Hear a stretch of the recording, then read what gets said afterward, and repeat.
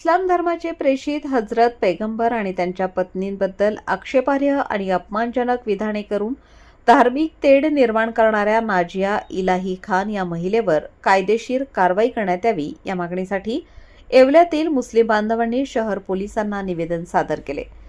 केवळ प्रसिद्धीच्या हव्यासापोटी प्रेषित यांच्या वैयक्तिक जीवनाबद्दल खोटे, बनावट व काल्पनिक वक्तव्याचे व्हिडिओ सोशल मीडियावर व्हायरल करत असल्याने मुस्लिम बांधवांच्या भावना दुखावल्या जात आहेत। सदर महिला इस्लाम धर्म आणि मुस्लिम बांधव यांच्याबाबत सातत्याने वादग्रस्त वक्तव्य करून देशाची शांतता भंग करू पाहत आहे। नेहमी वादग्रस्त वक्तव्य करून प्रकाश सोतत राहणाऱ्या महिलेवर प्रशासनाने कठोर कारवाई करून आवर घालावा अशी मागणी येथील युवकांनी केली।